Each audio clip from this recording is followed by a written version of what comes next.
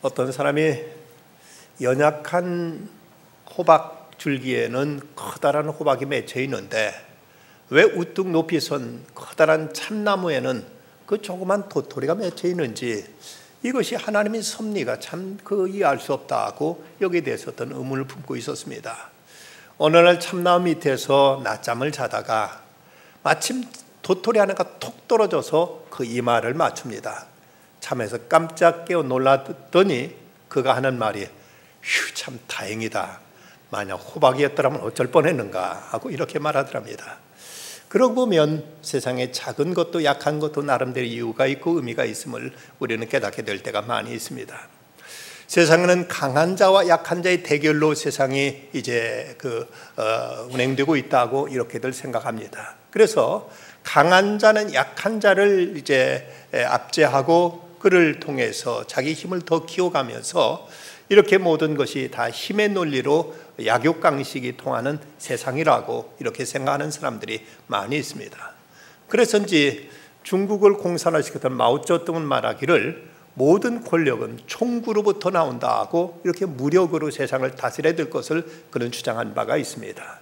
그런가 하면 군주를 썼던 마키아벨리는 태초에 힘이 있었다, 파워가 있었다면서 세상은 힘에 의해서 다스려진다는 사실을 이렇게 주장하기도 합니다.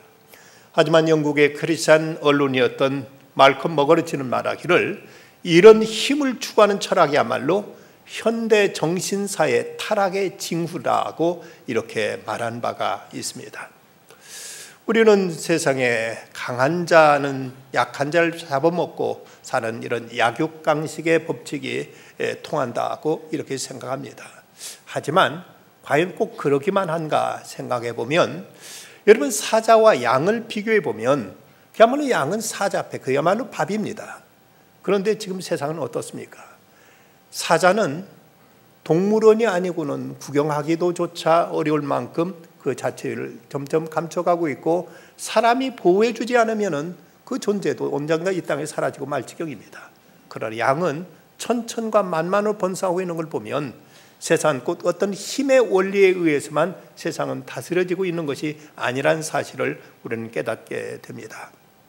이건 우리 신앙의 세계에서 더더욱 여기에 깊은 의미가 있다고 생각됩니다.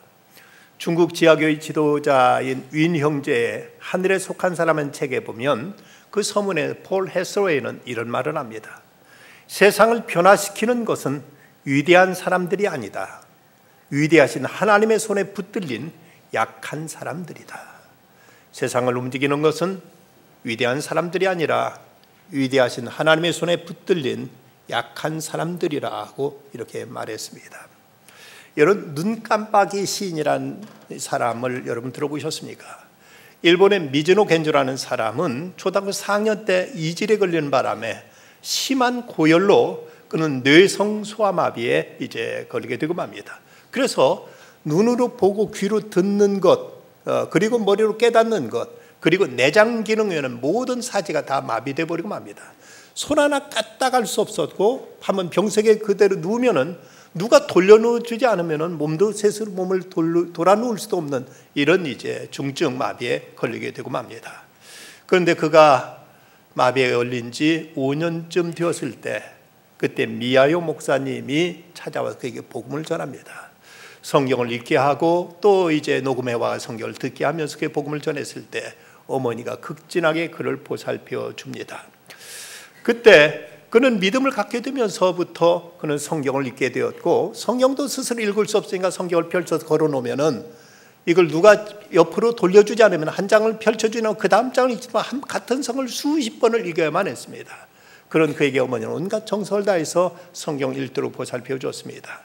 그런데 그에게 믿음이 생기자 그는 이렇게 하나님께 기도합니다. 하나님, 내가 꼼짝도 하지 못하고 이렇게 살아가는 내 인생 어느 때까지 이래야만 됩니까? 제발 좀 고쳐주십시오 하고 하나님께 기도했습니다. 하나님께 간절히 이렇게 기도를 무려 그는 간절히 하나님 앞에 3차례를 그는 기도했다고 합니다. 그런데 그때 그에게 주어진 응답이 오늘 성경에 나온 그 말씀대로 내 은혜가 너에게 족하도다, 내 능력이 약한 데서 온전하여짐이라는 이 말씀을 응답을 받게 됩니다. 거기서 그는 큰 깨달음을 갖게 되었고, 비록 자기가 불치의 몸에도 여기 하나님의 깊은 뜻이 있고 은혜가 있음을 깨닫게 됩니다. 그리고 나서 그가 이제 시를 쓰게 됩니다. 그런데 그 시를 쓰는 방법이 참 특이합니다. 그걸 말도 못하고 손으로 쓰지 못하니까 어머니가 시력 측정표처럼 써놓은 일본어 이제 글자판 아, 이, 우, 에, 오 이 50자를 걸어놓고 막대기로 하나씩 글자를 가르쳐 가면은 자기가 맞는 글자다 싶은데 눈을 깜빡입니다. 그러면 그 글자 하나 적어놓고 그 다음 또 쭉 이제 가르치는 대로 하나씩 가르치다가 이래서 그가 시를 쓴 것이 이제 나중에 시집으로 발간되는데, 바로 그 시집의 제목이 내 은혜가 내게 족하도다라는 제목의 시집으로서 이 시집이 베스트셀러가 돼서 한 해 무려 6판이나 시집이 인쇄될 만큼 일본에서 큰 반향을 일으키게 됩니다. 그리고 이번에 NHK도 특집으로 보도되고 이제 거기에 소개될 만큼 유명 인사로 나타났습니다. 근데 그가 썼던 시 가운데 이런 시가 있습니다. 만일 내가 괴롭지 않았더라면 하나님의 사랑을 받아들이지 않았을 것을, 만일 우리 모든 형제들도 괴롭지 않았더라면 하나님의 사랑은 전해지지 않았을 것을, 만일 우리 주님이 괴롭지 않았더라면 하나님의 사랑은 나타나지 않았을 것을. 그렇습니다. 어쩌면 이런 우리에게 원치 않은 괴로움을 통해서도 하나님의 사랑은 받아들여졌고 전해졌고 이것이 우리에게 나타나게 되어진 것입니다. 사람 누구나 다 건강하기를 원합니다. 다 누구나 온전하기를 원하고 모든 것이 아무 부족함이 없기를 소원합니다.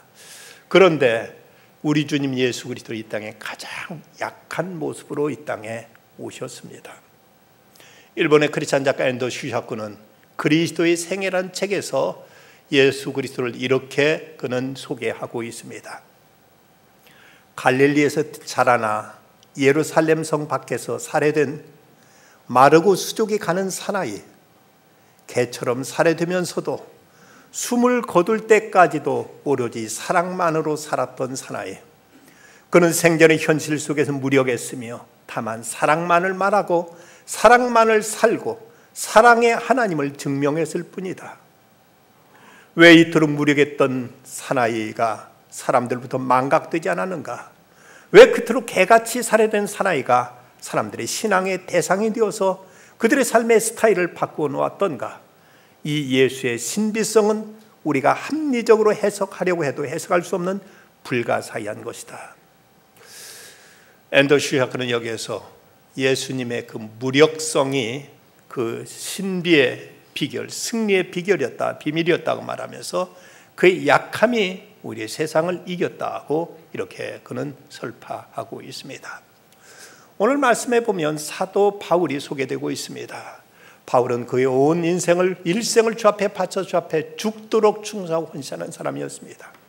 이런 사람이라면 다른 어떤 세상의 부귀영화는 모르더라도 그에게 한 가지 건강만은 하나님 주셔야 되지 않겠는가? 그런데 유감스럽게도 오늘 말씀에 보면 그에게 건강이 없었습니다. 그에게 육체의 가시가 있었다고 이렇게 바울은 고백하고 있습니다. 왜 그처럼 하나님께 헌신하고 충성한 종인데 바울에게도 하나님이 그토록 견디기 어려운 고통을 주셨을까? 여기 육체의 가시가 무엇인지 우리는 속단하기 어렵습니다만 많은 사람들은 안질 아니면 그가 말라리아 같은 열병 아니면 어쩌면 간질병이었을 것이라고 보는 학자들까지도 있습니다. 갈라디아서 4장 14절에 보면 너희를 시험하는 것이 내 육체에 있으되 이걸 너희가 업신여기지 아니하며 버리지 아니하고 오직 나를 하나님의 천사와 같이 또는 그리스도 예수와 같이 영접하였다고 그들에게 감사하고 있는 걸 보면 바울에게 다른 사람들의 믿음을 시험할 만큼 상당히 심각한 병이 있었다는 것을 바울은 이렇게 고백한 바가 있습니다. 그렇다면 이제 이 바울처럼 우리에게도 어떤 연약함이 있다면 이럴 때 우리는 어떻게 이런 문제를 소화하고 어떻게 해결해야 될 것인가? 오늘 말씀을 통해서 몇 가지 교훈을 배울 수가 있습니다. 그 첫째는 이런 고통을 제거해 주시도록 하나님께 먼저 기도할 것입니다. 오늘 말씀 8절에 보면 이것이 내게 떠나가게 하기 위하여 내가 3번 주께 간구하였다고 이렇게 고백하고 있습니다. 바울도 육체적인 그 고통, 가시, 육체의 가시, 사탄의 사자가 얼마나 자기를 힘들게 했는지 이 문제를 가지고 그는 하나님께 3차례를 작정하고 하나님께 간절히 기도했던 것입니다. 그런데 성경에 보면 우리 예수님도 십자가라는 그 고난을 앞두고 아버지 할 수만 있으면 이 잔이 내게 지나가게 해주십시오 하고 예수님도 3번이나 같은 기도를 하신 것을 볼 때 이 고난의 문제를 우리가 부딪히게 될 때 무엇보다 하나님 앞에 나가 기도해야 된다는 사실을 성경으로 우리에게 말씀하고 있습니다. 우리의 기도는 어떤 고난도 다루지 못할 것이 없습니다. 오늘 갑자기 고통의 가시가 찾아올 때 이것이 먼저 하나님 앞에 나가 기도해야 될 사인임을 우리는 알아야 될 것입니다. 평생 동안 5만 번의 기도 응답을 받았다고 말하는 고아의 아버지 조지 뮬러는 이런 고백을 한 적이 있습니다. 우리들이 바로 그 연약함이 주 예수 그리스도의 능력이 나타날 기회가 됩니다.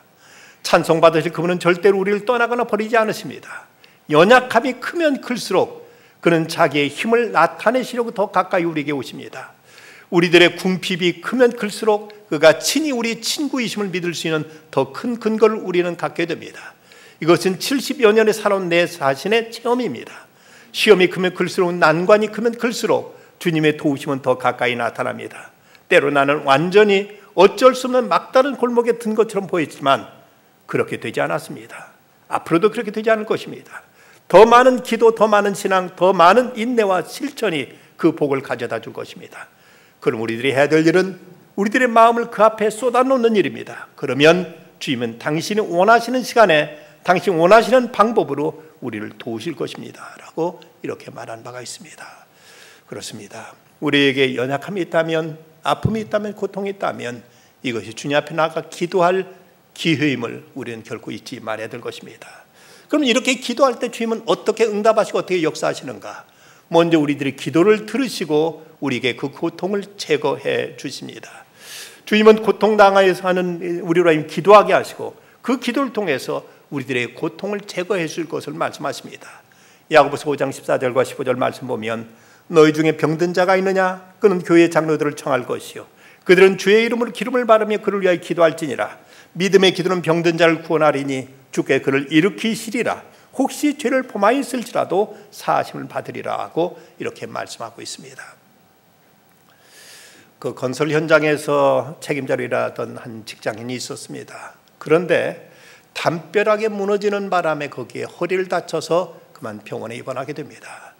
그런데 이 병은 쉽게 낫질 않는데 설상가상으로 거기에 그가 답답하게 직장에도 출근하지 못하며 괴로워하는 사이에 그는 급성 폐결핵까지 걸리게 됩니다. 몸은 꼬챙이처럼 말라서 체중이 40kg로 이제 줄었고 입에서 피가 넘어와서 그대로 있으면 죽을 수밖에 없는 지경이었습니다.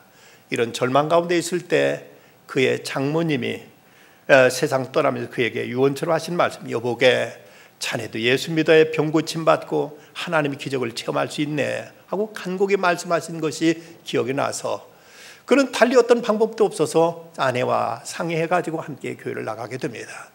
교회를 나가서 새벽기도에 참석했는데 뭐라고 기도해 줄지도 몰라서 하나님 앞에 자기 아픈 사정을 얘기하면서 주 앞에 이제 마음을 쏟아놓는데 눈물밖에 나오는 것이 없습니다. 그냥 한참을 울고 나니까 마음이 좀 후련해지는 듯 싶어서 돌아왔습니다.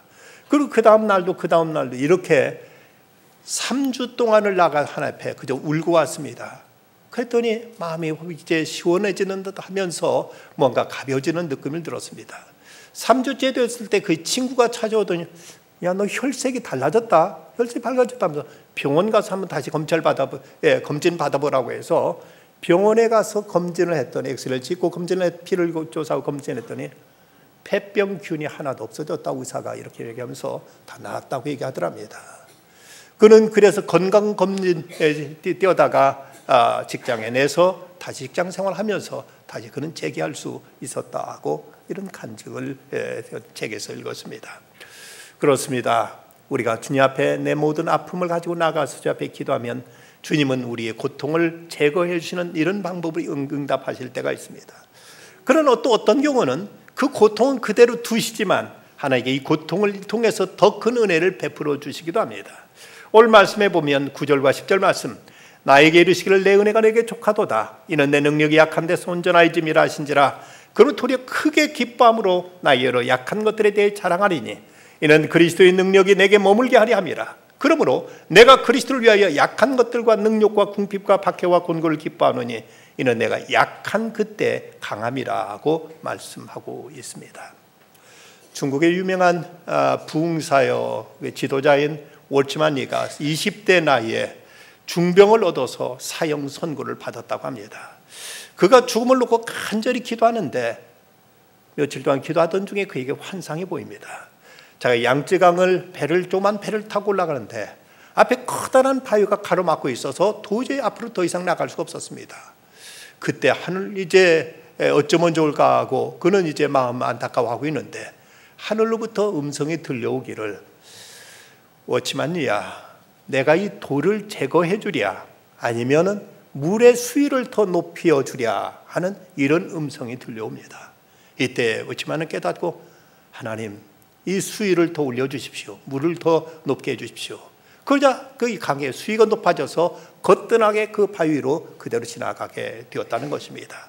이때 그는 큰 은혜를 받게 되었고 그 후로 하나님께 귀하게 쓰임받는 그의 사역의 길이 활짝 그에게 열리게 되었습니다.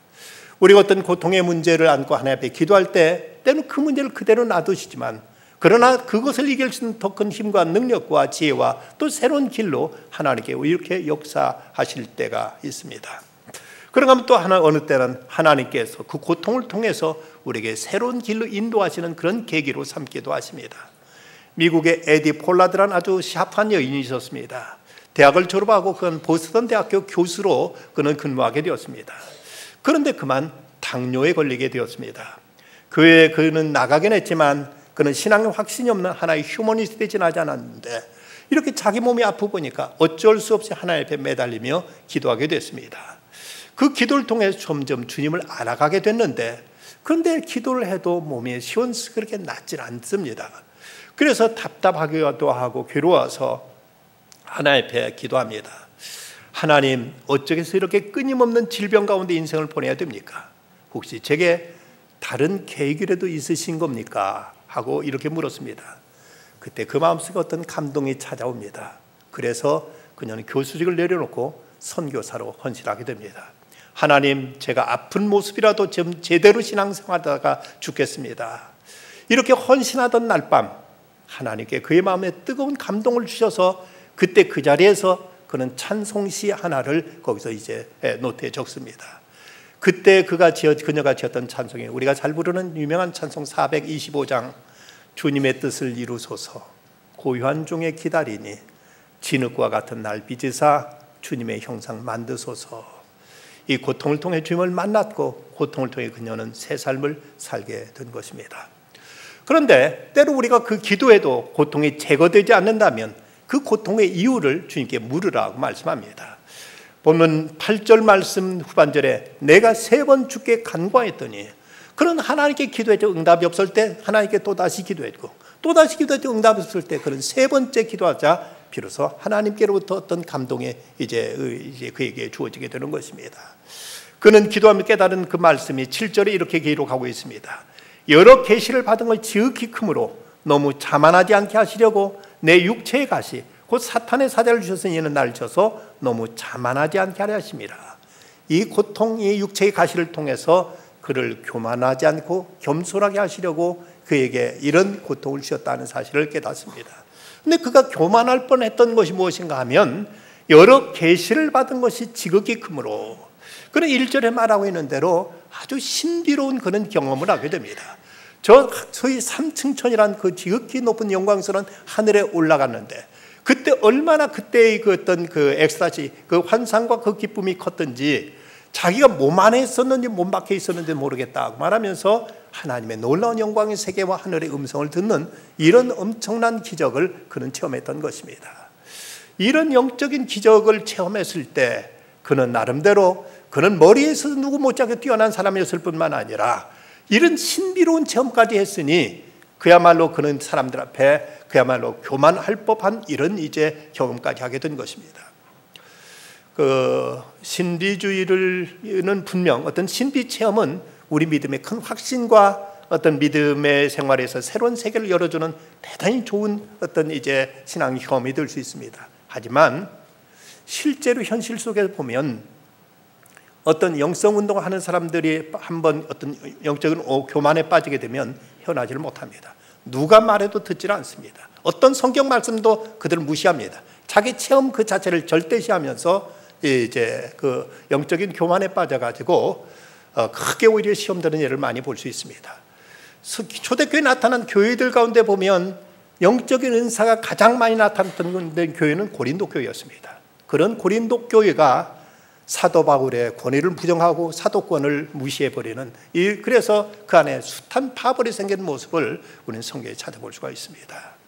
바울도 하마터면 말할 수 없는 오만에 빠져서 누구도 이제 타협하지 않고 무시하고 이제 나름대로 자기의 유아독존에 빠질 뻔했는데, 이 육체의 가시를 통해서 그는 하나님께 매달리게 되고 엎드리게 되고 겸손하게 되는 이런 상황에 빠지게 이제 여기 처하게 된 것을 보여주고 있습니다.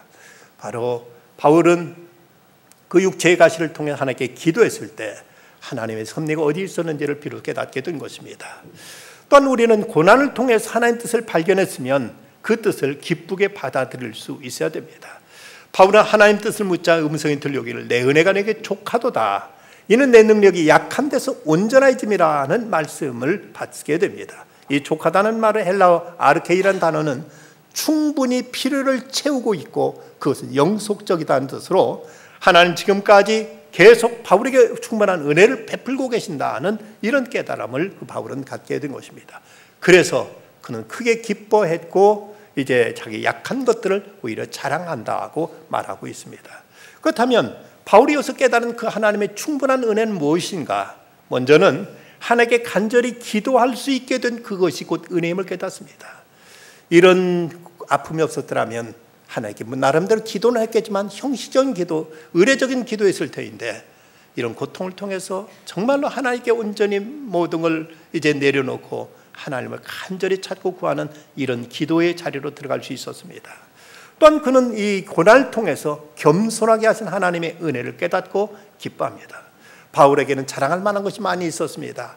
날 때부터 그는 로마 시민권을 가지고 있었고 유대인 중에서 유대인으로서 그는 이제 사울왕과 같은 왕족 출신이었고 그는 이제 당시 최고의 지성이라고 말했던 가말리엘의 수제자로서 그는 바리새인으로서 많은 열심이 있었던 것으로서 그는 교만할 수 있는 많은 자질을 가지고 있었지만 육체의 가시를 통해서 그는 더더욱 겸손한 자로 하나님 앞에 세움받게 되었던 것입니다. 뿐만 아니라 연약함을 통해 도리어 강하게 하시는 하나님의 은혜를 깨닫게 됐습니다. 연약한 것이 결코 연약한 것이 아니다. 이걸 통해서 도리어 더 강하게 되고 더 큰 은혜를 입게 되고 더 놀라운 하나님의 은총을 경험할 수 있게 된 사실을 바울은 깨닫고 감사한 것입니다. W.A. 크리스웨일이라는 목회 상담학자는 이런 말을 했습니다. 가장 잘 무릎 꿇는 사람이 가장 훌륭히 서는 사람이다. 가장 연약하게 무릎 꿇는 사람이 가장 강하게 서는 사람이다. 가장 오래 무릎 꿇는 사람이 가장 오래 서는 사람이라고 이런 말을 한 적이 있습니다. 글래디스 아일워드라는 영국의 여자 선교사가 있습니다. 1902년 영국의 가난한 노동자의 딸로 태어나서 14살 때부터 어느 부잣집에 가정부로 일하면서 밥을 얻어먹고 잠자리를 공급받는 정도로 만족해야 됐습니다. 당시 한유로 불리는 가정부 일은 할 일은 많았고 임금은 적었고 단조로운 생활 가운데 그녀의 유일한 소일거리는 그저 혼자 공상하는 것밖에 없었습니다.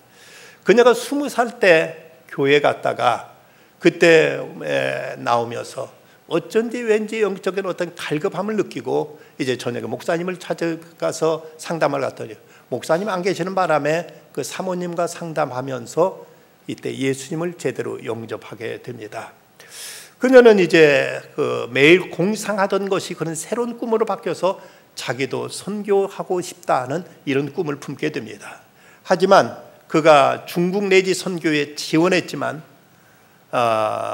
나이도 그때 22살이 넘어서 이제 나이도 적지 않았을 뿐만 아니라 나이보다도 그녀가 너무나 공부에 대한 차질이 없어서 그만 탈락되어 버리고 맙니다. 그래서 그럼에도 불구하고 그녀는 어떻게든 중국 선교에 대한 꿈을 접지 못하고 돈을 모으고 모아서 드디어 중국까지 갈 수 있는 기차표를 샀고, 그러면서 침낭, 옷가방 2개, 냄비와 골로, 프라이팬을 들고 중국으로 기차로 떠나게 됩니다. 그녀를 환영하는 곳은 아무 데도 없었고 유일하게 그에게 맡겨졌던 일은 노새몰이꾼들을 위한 여인숙을 운영하는 것이 그녀의 일이었습니다. 거기서도 고된 일과 그에게 어떤 보상은 적었지만 그는 점점 일을 더 잘해갈 수 있었습니다. 이 노새몰이꾼들에게 그녀는 이제 중국어를 배웠고, 중일전쟁이 터지자 자기가 입양했던 고아들 100여 명을 데리고 산을 넘고 또 이제 황하를 건너서 태국 국경을 넘어가지고 피하기도 했습니다. 팽지연 지방에 갔을 때 우연히 옆방 학생들이 하는 소리를 들었는데, 그들이 티베트 지도를 펼쳐놓고는 누군가 그 지역에 들어 선교할 수 있게 해달라고 기도하는 소리가 들려옵니다. 그때 그녀는 갑자기 그 누군가가 자신으로 받아들이게 됩니다. 그래서 전혀 이제 생각했던 티베트에 갔더니 그곳에 승려들이 누군가 와서 자기들에게 진리를, 복음을 들려주기를 기도하고 있는 현장을 부딪히게 되었고, 거기서 그들에게 놀라운 복음의 역사가 나타나게 되었습니다. 그녀가 그곳 중국에서 20년 동안 선교사를 사역하고 나서 영국에 돌아가서 곳곳에 다니면서 선교 보고와 간증을 했을 때 엄청난 반향을 일으키게 되었고, 영국 교회가 회개하고 영국 교회가 이 선교에 이제 헌신하게 되는 이런 결과가 나타나게 됩니다. 그녀의 스토리가 6개의 행복 여인숙이라는 영화로 영화되어서 잉그리드 버그만이 주연을 하게 되었고, 영화 시사회에 엘리자베스 여왕이 참석해서 그녀를 격려해 주기까지 하였습니다. 그녀는 이런 말을 했습니다. 하나님께 첫 번째 선택한 사람이 누군지 난 모르겠습니다. 그는 어쩌면 훌륭한 남자였을 것입니다. 어쩌면 그는 교육도 많이 받았을 것입니다. 그런데 그 후로 어떤 일이 일어났는지는 저는 모릅니다. 그가 죽었는지 아니면 하나님의 소명을 거절했는지 하나님께서 저 아래 내려다 보시다가 작고 보잘것없는 글래디스 아일워드를 찾으셨습니다. 그것이 전부입니다. 어쩌면 세상은 똑똑하고 훌륭한 사람들 통해서만 이루어질 것 같지만, 그러나 하나님의 역사는 지극히 작고 미미한 사람들을 통해서, 그리고 하나님 뜻에 순종하는 그 사람들을 통해서 하나님 더 큰 일을 이루시는 것들을 보게 됩니다. 존 스토트 목사님은 이런 말을 합니다. 주님의 능력은 인간이 약할 때 가장 잘 드러난다. 약함은 가장 실제적으로 그분의 능력을 보여줄 수 있는 무대다. 베스모라는 목사님도 우리가 약하다고 인정하는 순간보다 우리가 더 강할 수는 없다는 말도 합니다. 철학자 파스칼은 말하기를, 자기 연약함을 모르는 채 하나님을 아는 자는 자만하게 되고, 하나님을 알지 못하고 자기 참담만을 아는 자는 절망에 빠지고 만다. 우리가 알아야 될 것은 자기 연약함을 알아야 되고, 그러면서 하나님의 위대하심과 선하심을 함께 알게 된다면 오히려 우리들의 연약함이 하나님 앞에 놀라운 능력과 축복의 재료가 될 수 있음을 우리는 깨닫게 될 것입니다. 우리의 연약함을 가지고 주님 앞에 나아갈 때 하나님은 그 연약함을 통해서 우리에게 큰 은혜를 베풀어 주고 담을 수 있는 그릇으로 삼아 주십니다. 우리는 무조건 연약함이 없어지기만을 원하지만 우리의 모든 사정을 아시는 하나님은 이것까지도 합력해서 선으로 바꾸어 주십니다. 그래서 오늘 시편 기자는 고난당한 것이 내게 유익이라 이로 말미암아 내가 주의 율례를 배우게 되었나이다 하고 고백합니다. 오늘 우리가 겪는 연약함을 통해서도 하나님 앞에 가지고 나가 기도하는 중에 주님의 크고 놀라운 뜻이 이루어지는 재료가 되어지기를 간절히 기원합니다. 기도하시겠습니다. 거룩하신 아버지 하나님, 늘 이런저런 연약함과 고통과 아픔 속에 살아가는 저희들입니다.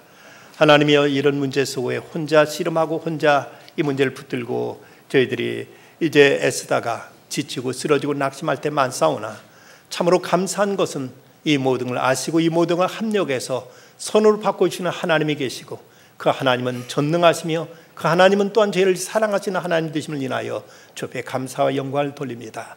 하나님, 어느 때든지 저희들의 아픔과 상처를 안고 고통과 저희들의 가난과 저희들의 힘든 모든 무거운 짐들을 안고 주 앞에 나가 기도하기를 주저하지 않게 하여 주시고, 주 앞에 아뢰고 주 앞에 모든 것을 내려놓는 중에 더 선하시 더 크고 더 온전하신 뜻을 인도해 주시는 하나님 귀한 은총을 덧입는 저희들 되게 하여 주시옵소서. 고통 중에 있는 이를 치유하여 주시옵시고 연약함 중에 있는 이들 주께 붙드셔서 강하고 크신 권능의 팔로 든든히 세워 주시옵소서. 예수 그리스도의 이름으로 간절히 기도드리옵나이다.